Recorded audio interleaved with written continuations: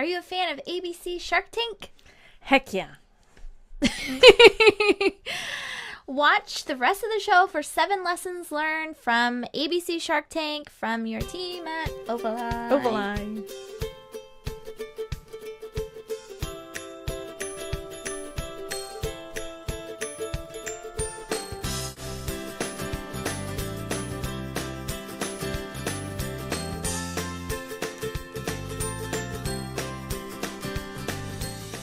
Hello and welcome to episode 72 of Soho Insights, brought to you by Parallels, the company behind the Plus Control Panel, the control panel you need to use if you host your website anywhere. As a small office, home office business, all of our web hosting clients do. And Ovali. At Ovali, we sell hosting. We are a little like GoDaddy, except that Ovali is run by women and owned by women. We offer you the same services we use to build our own business. At Ovali, we simply want to help you create something for you. Hello, I'm Kathy. And I'm Jen, and like we were saying before we did our little intro, that tonight's episode is all about Shark Tank. So we're talking about the lessons we've learned from being fantastic, It's going to be a fun night. Awesome fans of Shark Tank. And yes, thank you very much to our web hosting member, Scott Thomas of Duval, Washington. He's a local guy here. He's a real estate celebrity here in Duval. Everyone knows and loves the guy. If you need to sell or buy a house, get in touch with Scott. He's the one you're going to want to talk to. He does sell well. Yes. And Marcelina. And all the other ones. But yes, Marcelina is another of our members. She's fantastic. Love her. But anyway, sorry. I got off on a little bit of a tangent. Anyways, he recommended Shark Tank to us. And so now everyone on our team watches it, and I think Carissa probably watched it before we all got into it. Right, but he would actually tweet them, and he would say all sorts of things, and it took me a couple years. The thing I like about Shark Tank is that, for those of you that don't know the show, it's on ABC on Friday nights, right? Friday night at 8 o'clock to 9, and I always hit the 8:30 one, so I miss half too of bad. it. I'm a Hulu Plus girl, so I watch it mirrored on my iPad because I'm super cool like that. You are super cool, but I want to have a marathon one night and watch a bunch of them. Sounds good. So there's 4 judges, 4 or 5 sharks. They're not really judges, they're sharks. And 5, 1, 2, 3, 3 dudes and a lady. Yeah, 4 or 5. So anyway, they sit in these chairs, and someone that's a small business owner or a business owner walks into this boardroom type thing and they give a presentation. That's a pitch that's like a couple of minutes. Well, they say a little bit about the business. Yeah, there's some story behind that usually. And they'll do this pitch, and the judges or the sharks will come back and ask some questions, say, I'm not interested in investing in your company, pass on it, that type of a thing. And so the business owner is looking for mentorship, connections, money, capital, and in exchange for equity in their business. And so some of the that's my favorite part, the equity part, because we'll talk about that, because Mom put together a bunch of points as far as but the money they give away stuff. Their business so easily. Some of them do. Okay. So we'll talk about it. So stay tuned. But before we get into the Shark Tank, I wanted to talk about a couple things that are really fun as far as Soho Insights go. So if you're watching it tonight, we are live every Monday night at 7 p.m. Pacific, 10 Eastern at ovali.tv/live. We also do Small Businesses Do It Better live Tuesday nights, same time. And then Young Female Entrepreneurs, we do it an hour earlier just because I have a lot of guests on that are in the East Coast. And so it's 6 p.m. Pacific, 9 Eastern on Thursday nights. And you tried the 11 o'clock one. I tried to do it earlier in the morning, and we got a good response, but it was just, it's not the easiest time for a web hosting business owner to be there. Take time off there. It's taking time out of my day to do it. So it goes back to 6 p.m. Yeah, 6 p.m. this Thursday. Yes. And so it's geared towards young entrepreneurial women, and if you're not a young entrepreneurial woman, you could still come and watch. You can still come and watch. There's a lot of stuff that you can learn from. There's, YFEs that come on that have built successful businesses. But anyway. I'm sorry, but when you say YFEs, that just cracks me. I know, Mom. And so my mom, this is my mom. She's my business partner also. And my dad rounds out our partnership for Ovali. And he has, ever since the beginning of it, he was like, wifey. What? And that's how Connie thought you were a wifey. Yeah. So anyway, that was brought up actually at the Crave chat that I got to sit in on. Oh, And that was fun. the Crave founder, Melody Behringer, we're doing a book club right now. It kicked off today at books.yfe.me, a site actually that I built off of Web Presence Builder one night. I was just like, I need to have a place that's dedicated to this book club, and I built it off of Web Presence Builder, which is free. We're going to talk about it in a couple of seconds. It's provided by Parallels, who does the Plus control panel that all of our web hosting members use. So I'm really excited to talk about that. Go to that site and sign up for a book club because we're reading Melody Behringer's book, Craving Success. And I've gotten a really great response from all the young women that are watching it or reading it because she shares a number of her trials and tribulations. Yeah. So yeah, she definitely gives back 100% in this because she shares a lot of her background in it. And anyway, go to that site, books.yfe.me, and I'll have all of the links from this entire show because we're showing some clips of Shark Tank and all sorts of fun things. And actually, you know what, you guys? We're not on the chat room right now. I'll pull it up once we get into the sponsorship. Yes. But yeah, if you're on a live, one of the perks of watching our shows live is that you can chat in and talk to us, ask us questions, all of that fun stuff. So anyway, let me open up the chat room and you can connect with us, and that's on every show we have this open. And also we're going to talk about Joanna in just a minute. Let me fix the background here. So Joanna Morgan provides the accessories. It's called Joanna Morgan Designs. That's her company, and she does custom jewelry. And on Soho Insights and Small Businesses Do It Better, we wear her jewelry. Just a second. Did you have anything else you wanted Well, to the say? producer said my iPad picture. Looked funny, so let me just. No, it's I'm gonna just play. putting. Oh, is it gonna play? So anyway, thank you so much, Joanna. We're very excited to wear your jewelry. Whoops. What is that? It's okay, here we go. Jen, get that off. Okay, so Joanna Morgan's. Okay, I'm just gonna take that out of my ear. That's okay. Joanna Morgan. Can you show me? This is who. Yeah, here we go. Let's start over on that because I had a lot of noise in the background here. Mom can't take anything if a guest makes a noise or something. Our guests are muted on here. We usually have for Small Office, Home Office Insights, we have a guest on, and if a guest is making noise in our virtual green room, Mom gets all thrown off from the earpiece. So anyways, Jen had a something going on in the background. All right, so Joanna Morgan, who we will put up in a minute, her logo and who she is again. She's a jewelry designer in Seattle. She caught my eye a year ago, and I just love her. And we are wearing, and she is sponsoring Soho Insights, Small Businesses Do It Better, and any other oval eye TV things we want to do. But tonight I am wearing, because it was beautiful in Seattle today. I mean, I needed turquoise. So I'm wearing turquoise and this beautiful bracelet. Awesome. And it matches my Grammy's ring, but also my earrings too. Oh, and I'm wearing a gorgeous little piece that goes here. for it. And Makes you we'll have the shiny. links and the names and everything over at ovaleye.tv tomorrow. There so she yeah, is, very, Joanna very Morgan thankful. Designs. Please like her. I will have these things on my Pinterest because a lot of people have been pinning me with these beautiful necklaces too. So we're on Pinterest at pinterest.com/ovaleye. So let's get into the lessons. But before we do, we're talking, if you're just jumping in now on the live stream, tonight's episode is all about Shark Tank lessons. We just talked a little bit about what's going on in the world of Ovaleye. And now we're going to thank one more sponsor, Parallels. Parallels provides Ovaleye with our Plus control panel. All of our web hosting members use it. It was made for the small business owner. Now, the small business owner doesn't necessarily have the budget for a designer or marketing team to help them set up email addresses, manage hosted applications like their CRM, or even do simple website maintenance. And the team at Parallels realized that they care about you, and they've created this Plus control panel. It's fabulous. And the two things that I wanted to mention, the first one being I usually mention is the WordPress install. Most designers will tell you go with a web hosting provider with a one-click install. The Plus panel allows you to do that. As you can see here, it's super easy. Click, installed, ready to go.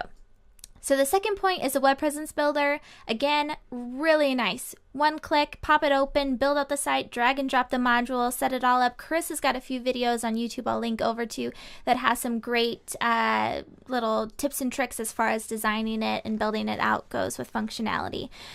It should be easy for all business owners to be able to launch their own websites and emails. Parallels Plus Control Panel ensures that every business owner can do that with just a few clicks. Head on over to ovali.tv/parallels to find out more about how Parallels is working to make your life, the small business owner's life, that much easier. Okay, on to the show. Yeah, so we're talking about Shark Tank tonight, like we were saying. We've got thank 7 you, Parallels, lessons. by the way. Thank you, Parallels, and thank you, Joanna Morgan. Yeah, definitely. Okay. So 7. 7 lessons from Shark Tank that we've learned. And now, like I said, we are in the chat room, so if you have a lesson that you want to throw in there, we're more than happy to hear about it. But before we get started, we wanted to play you a little clip. One of our favorite guys, if you can pop it over to my computer. If you watch Shark Tank, you'll know what we're talking about.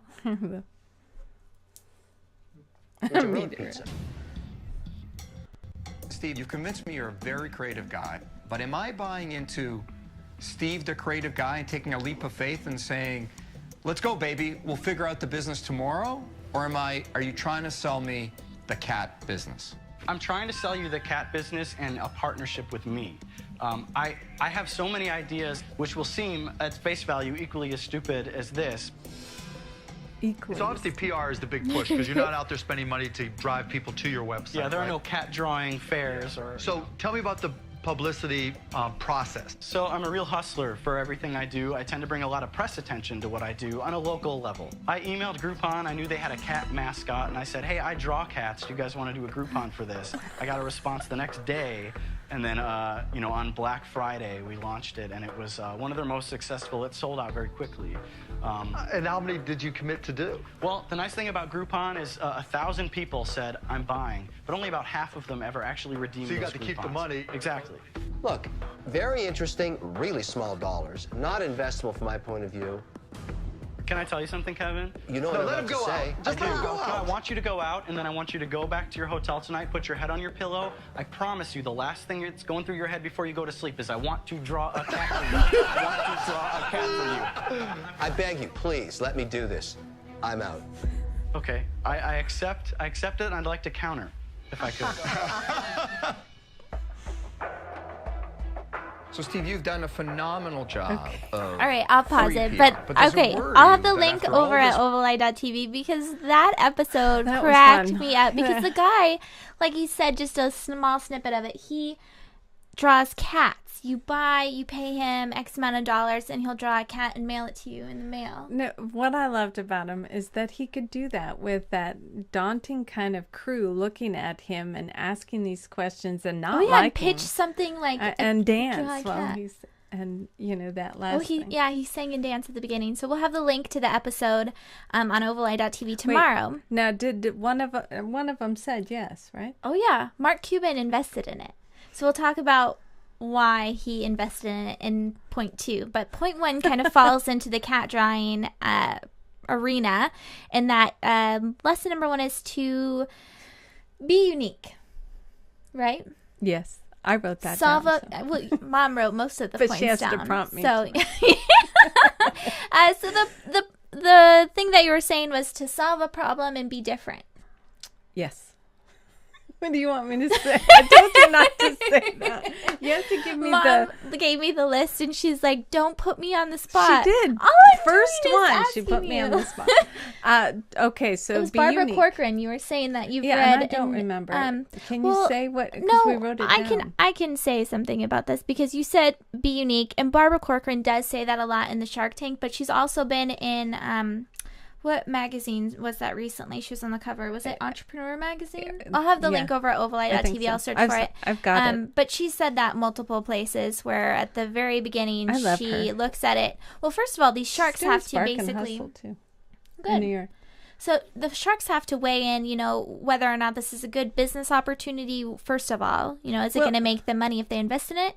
But also, does this fit who I am as a person? And Barbara Corcoran, she'll often say, I am a single more mature lady, I don't get you, I'm not going to invest in you. But what she says at the beginning is you have to sell me this uniqueness, because you have to be like that 1% in the market that makes it unique and also sellable. I mean, they have to kind of back you. But what happens is that this unique idea ends up being this person, like that cat person. It's all about him dancing on the stage and being really passionate. So that right there is a unique situation. Well, and it's all right. So there's this triangle of things that set you apart when in business. I'm sure a lot of you are familiar with it. It's 3 different processes where you can say, I'm different in the marketplace because of one of these things. The first one is cheaper. The second one is faster, and the third one is quality. So you're always going to do better in one of them. A company that can do better in all of them is a great company, but most likely you're going to differentiate yourself on one of those points. You never want to differentiate yourself as far as pricing goes. You don't want to strive to be the cheapest, right? Most people know that. Okay, so the wine guy was unique in that... That's my lip gloss. Yes. So the wine guy was unique in a way that he was selling this cup, and I forgot it. I was going to bring the it wine here. guy is another business owner that came to the Shark Tank, and he's from Oregon, looking for an investment. But the part that was so unique is that it's his cup. Oh, I have Copa Divina right here. And it's really pretty. Yeah, it's on the we have their Facebook page up because they talked about their stint on the Shark Tank, and also here, really fast. Sorry, Carissa and Mom are drinking the little Copa Divina cups because they were going on about the peel-off lid. Sorry, I'm done. So now it's like, okay. The Copa Divino had that unique cup because all of them are bottles, and I've always been kind of a picnic person that Tracy and I go on the boat, and I like to have a glass of wine in the evening, and I don't want to bring a huge bottle because it's just me, so I bring those little bottles, and the cup fits my needs so perfectly, and it's unique. I think that's one of the best, and I like wine, so that's one of the best ones. The cat one too, but there are other ones. The uniqueness has to come from, like Oval Eye. We're a hosting provider, just like GoDaddy and all those other ones, but it's mother-daughter team. We're very unique in that situation. How many mother-daughter teams do you see in the hosting arena? So you have to have that uniqueness. So apart from being unique, lesson number 2 is to be passionate, because these sharks are investing in people above everything else. Mark Cuban, we were talking about, he invested in that cat guy. We'll keep bringing that cat guy up. But you see in episode after episode that they'll ask, that's specifically his number 1 question too, is, what are you doing? Do you have a full-time job along with this? Are you in debt? What does your background look like? And he'll invest in you based on your passion and your hunger and your drive to make sure that your business and your idea, your dream succeeds. And so never forget to be passionate about whatever it is that you're doing in business, and let the world know. Well, and it has to start with that passion. The first thing you do. Yeah. So really fast, there was an example. So Danielle Laporte, I'll have to look up this blog post, but she highlighted somebody. Danielle Laporte is the author of the new book, Fire Starters, and she's got a host of other amazing programs. Have you read that? What it sounds like from people I've been following is that it's like the Bible for small business owners. A lot of women cry when they read that. It's something life-changing. I don't know. So we'll have to look into it. Yes. But anyway, Danielle Laporte featured this woman on her blog, or she highlighted her in some way, and she sold all of her furniture in her house in order to keep her business going. She was so driven and so passionate about and believed in so much of what she was doing. She sold her couch, her kitchen table, her chair, and she You could say that's passionate or stupid. Well, it just illustrates the hunger and the drive. For young people, it's all about living in dorm rooms. It's that stereotype, living in a dorm room on an air mattress eating noodles. Yeah, there's a lot of passion. So anyway, lesson number 3 is to know your numbers. That one, see, there's a couple things that really I love about Shark Tank. The numbers thing, first when they walk into that's just hilarious to me. Then when the doors open, it's kind of like the Trump thing. So when they tell the numbers, I really listen, because either those people know what they're talking about, or it's right away. It's pretty funny, hilarious, kind of funny, because they don't know them. You'll see, and it's really intimidating. So people like the shark guy, or there was actually a woman, and I'll have, again, all the links at ovaleye.tv. There was a woman that came with her 2 daughters, and her daughter, the youngest daughter, I believe is the youngest daughter, maybe the middle daughter, she owned the company, and it was doing something like $2 million. And he asked them for all of the numbers, and that girl, who's like 16 years old, said all of their numbers. She talked about profit margins. I'd like to know how many businesses know all of their numbers. I mean, starting from the beginning. And so the sharks are sitting like reclined back in their chair, and they've got like a little padfolio, and they're writing it down, and you can see them kind of like dividing. Well, they go into this for an hour, and they are in there for an hour, and they talk about this. But the numbers part that always gets me too is that percentage of what they want the sharks to own of their business. They start what really they're willing low. to give up. Yeah, they start like at 10%, some people, and then it goes all the way. I mean, the fireman that did the nozzle, he ended up selling his. How do you get kids to eat dinner without fighting and bickering? He ends up Jen's doing something on the computer again. You're good. That's an ad. It's showing. So we're doing YouTube videos. I But I wanted to show you. Sorry, I wanted to show you the beer flavored ice cream guys. Go ahead. No, now I lost my. Okay, well that's okay, because this is our point. So the beer flavored ice cream guys are an example of not knowing their numbers. Look at this. We've only been in business for 1 year. We spent the first 3 or 4 months selling to restaurants and ice cream shops. We sold $5,000 worth of ice cream. Last fall, we shifted our gears to the retail market. We're doing our first production run and putting ice cream on the shelves of Whole Foods Market. Is that a long answer? No, I don't have any sales? Well, we have $5,000 worth of sales. So you said you have an order that you need the cash to fulfill. How big an order is it? The order is starting off with 50 pints a store, but Give me a dollar amount. A dollar amount would be $100 per order. You need money in order to fulfill a $200 order? No. The money you're going to make $200 off? We can handle that. Well, see, they go on and on about this. Yeah, well, you can watch that on YouTube. Yeah, we'll have all the link over it. So the guys didn't really know. See, look. What are we, $2 times 50? $200. Apparently, they didn't want Shark Tank before this. Yeah, so they just didn't know their name or their numbers very well, inside and out. So that when grilled about it, I'm sure they knew them, when they were sitting in their office or something like that. But when grilled about their numbers, they weren't able to give a response. The fireman that I'm talking about, am I not supposed to talk about it in this I section? understand. Okay, well, you interrupted me. Okay, so the fireman did these nozzles, and it was a faster nozzle than the normal nozzle for hooking up to a fire hydrant. And Barbara Cochran, right? Cochran? She asked him first off, 8 seconds, because he said it was 20 seconds faster, and she said no, I counted 8 seconds. Well, 8 seconds for people to buy a $250 nozzle isn't going to do it. But then she also said, let's think of who you're going with, to who you're going to sell that nozzle to. And she said, would it be fire stations, right?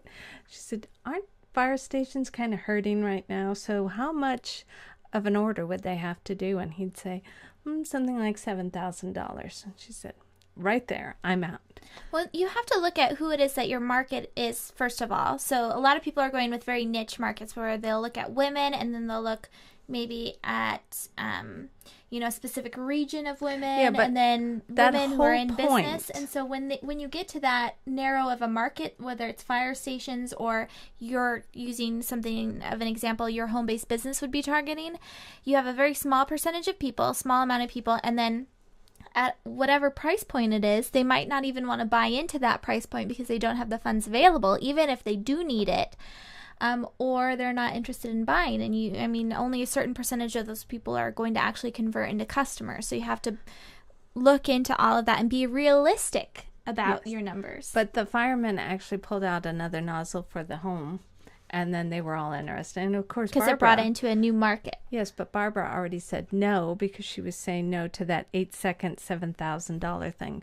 So in the end, Mark Cuban ended up being a partner. No, he bought it. He bought it, but it ended up not being exactly how it, if you go and look at Facebook, this guy didn't actually get this deal. He got another investor, not just because of those pieces that he created, but because of the passion, and he knew what the end result would be too. Yeah, so know your numbers. Yes. Number 4, our 4th lesson is your business scalable. So this is a really big one. People will come in, whether it's the cat guy or if it's the teenager that, and so what she did, the 16-year-old girl that I was referring to, she created pieces of jewelry and then sold them out. And so they were wondering, oh, is that something that you can scale? And she had already scaled it, obviously, because it was a $2 million business, and how she was able to manufacture it and the price point she was able to sell it at. And a lot of home-based businesses we see today, unfortunately, one example is at the Crave Company, I did a Crave Symposium, and I sat around a table, and this one woman was making gorgeous, gorgeous aprons at home, and she was sewing them all handmade, and the story behind it was that her great-grandmother, someone loved cooking and had Alzheimer's. A great story behind it. Yeah, fantastic story. Passionate about it. And so she ended up having this very low price point, and all of the women at the table were very concerned because if she wanted to scale her business, she'd need to outsource or hire someone to do the work for her. Otherwise, and she would not be able to sell. She would make no profit if someone else was doing it. And I think a lot of home-based businesses make that mistake, and that if they, you always have to factor in somebody else is going to do that work for me, and the profit is where I make money as a business owner. A business owner that we love, Crispy Bikinis, they do bikinis. They make one outfit, per, well, it's all custom. Yeah, very custom, but they had it already planned out that, they're this is smart how much, business and owners. then they would be doing the manufacturing. In fact, they're looking at that now, but yes, Crispy Bikinis. And that's a great model. You should get in touch with them if you are worried about that. They're fantastic role models for building out your business and making sure that you can get started without getting into that manufacturer first. So the 5th point or 5th lesson learned is to sell the dream, not the sales. So the example we have for that one? Well, I mean, you could use the beer guys or anyone really. But it's basically knowing your why. You listed the fireman guy under this one. Yeah, so it was, his passion was saving people and making that the experience of But he also wanted to make more money and do something because firemen retire early too. So he had quite a few years to go. But with that initial why, he was able to go, if the sales weren't happening or the market wasn't big enough, he was able to retool his business model and go somewhere else. I mean, really, Ovaleye, you could say that we did something similar in that, because Ovaleye, for some of you that have been with us for a long time, we started as Ovaleye Web Solutions when I got out of college, and we did development and we hosted all of our websites. Yes, but it was not scalable for me to go and meet with all the clients and go over their websites. We got very popular, and our members, our clients at the time, really loved our web hosting. So we just moved, it was really more than just on web hosting. But it was a lot more than just turning the dials. But that's an example of to scale. Now we can go all over the world, and I don't have to sit down with them in a coffee house and go over their websites with them. Well, on the other hand, so that was if the sales were never going to be there, you weren't able to scale, knowing your why. Yes. And then on the other side of selling the dream, not the sales, when you first start starting a business and you need the capital in order to get started, you don't really have a sales record. You have to sell your passion and you as a person and your drive that you're going to make this company happen and that people are interested in buying from you. So selling the dream is important, and the ability to be a good salesperson is important. Yeah, so number 6 is no emotions. So be passionate, but don't be emotional about it. This is, your dad's drilled this into me for years, and it started way back when we had bands, when we managed a band, because it's very emotional and people can be really jerks in the music industry. Be really jerks. They were really jerks. Jerk face. And I would never show anything because of that, because you look bad, and your reputation is bad. So no emotion, and especially when you're talking numbers. Yeah, but it's hard. A lot of home-based business owners can relate to mom in this. Mom calls Ovalai her baby. I do. And My I third think child. a lot of business owners say that it's their third child or whatever it is. So I think that can be hard. But like you said here, emotion has, once you bring that into it, someone says, oh, I don't want to give up that 30% of my business because I put so much sweat and energy into it. Speaking of the emotion, it So might it not makes have it showed, most fun to might watch not have it. showed with the wine guy standing up there with all the numbers and he was talking, but the sweat was showing. The sweat was pouring down. Yeah. So maybe not the emotions, but the sweat will show sometimes. There's a lot of points where you'll see someone will be in the Shark Tank, and then I think there was one guy, it was the paddleboard guy, I'm pretty sure. He got there and he didn't know what he was talking about. He was just like, But in the end, he gets so nervous and so worked up. But it's all about pitching. So the seventh point, the seventh lesson is this is the hard part. So in Shark Tank, let me give some preface to this. There's a woman, the video we were going to show you, but we were kind of running out of time, so go to ovaleye.tv to watch it. The video that we were going to show you here, let me just show you the little clip. It's this lady right here. It's the cookie business, the cookie lady. This one right here. Hopefully you guys can see that. To her. We'll have the link over at overlay.tv. She came in, and there's been a few people like this, and they have a specific amount of money that they need, and they're willing to give up a certain amount of equity, and after a while you find out, okay, well, they need this money to basically stay afloat. She opened up a ton of shops in Florida, and she was already operating out of one state, and that expansion really hurt her bottom line. And so she needed money to get out of debt and to stay afloat.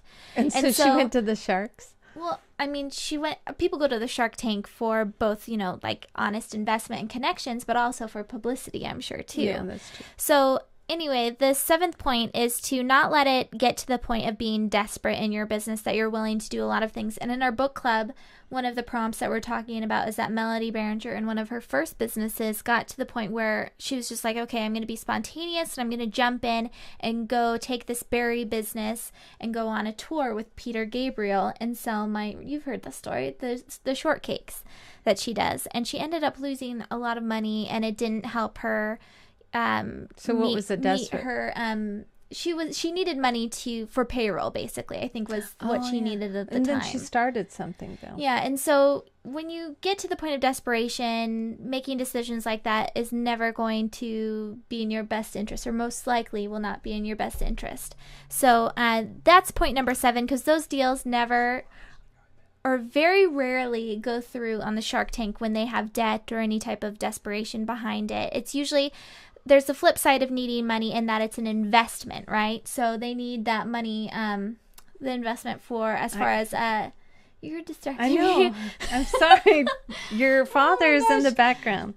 Anyway, the flip side of it is them coming to the Shark Tank and saying Whole Foods needs to order hundreds of thousands of these pretzels or whatever it is.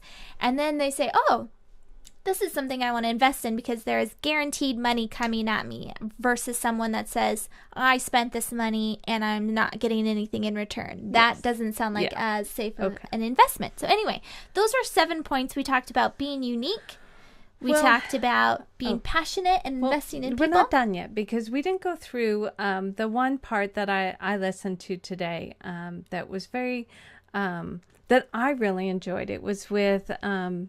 It's from 5 Lessons from Damon. And it was a unique thing, and we'll put it on ovaleye.tv, which I thought was wonderful for all high school. Can you just put it on the laptop? Okay, so no, here it is. Don't talk, Jen. Okay, so this website, I found this while Googling, because we try and research these shows, and this, Shark Tank means a lot to all of us. We've learned a lot through watching this show. So what happened here was that a high school started, and they contacted Damon John, and they asked him to interview. It took a whole year for him to do it, but on Skype, Damon talked to 100 students, high school students. I think it was a few schools. It was over Google Hangout. Yeah, and DECA and all the different groups at the high school sponsored this.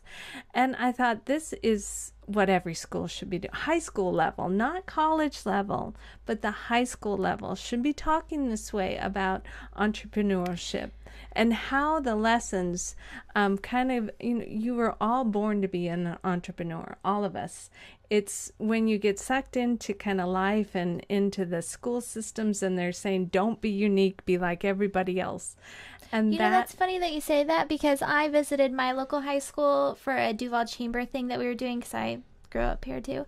And the career counselor, bless her heart, but she was saying, kids that are in my DECA club, and it was DECA or FBLA, I can't remember exactly which one it was. I think it was DECA, but she was like, they all want to start businesses, but they don't know how hard it is. And I tell them, you're not going to succeed, so don't start a business. That's basically what she said. I'm like, okay. Anyways, this one guy from the high school, and I don't remember his name, they all it was the asked, marketing guy I have on here. He just asked wonderful, very great questions that all of us would ask these Shark Tankers. So we'll have the link over at ovaleye.tv. Yeah, it was a really good one. It was like over an hour.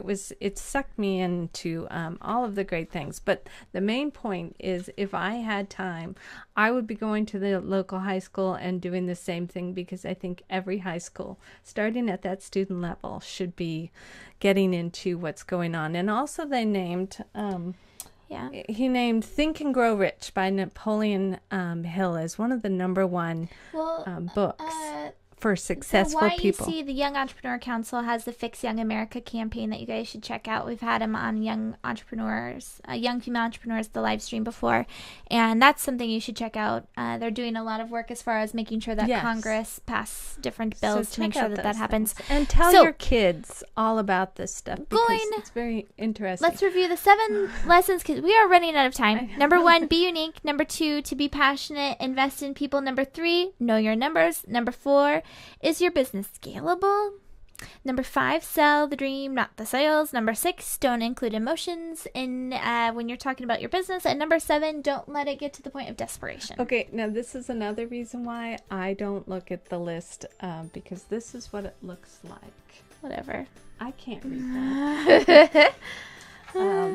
So tomorrow, this was a lot of fun. I love talking this kind of talk. So kind of the entrepreneurial stuff. Tomorrow night we have Small Businesses Do It Better, and of course, who was that? Heather of She-Kink. I love her. One of our favorite clients. We have so many nice people with Ovaleye. Fantastic hosting members. Yes, and she's got a lot of visuals. She's very good with all the invitations and stationery. She's not like any other invitation girl, though. She does stuff from around the world. She's crazy. Yes, awesome. That's at 7 o'clock tomorrow night. And Wifey is on Thursday at 6 p.m. Pacific, 9 Who's Eastern. on there? It's a surprise. Okay. All right. So this was a wonderful night. I enjoyed it. Mm-hmm. And we will talk to you next week. Joanna Morgan, thank you so much. I love all my little jewelry. Thank you to Parallels. Parallels this. Until next week, it's Jen and Kathy with Ovaleye.com on Ovaleye.tv.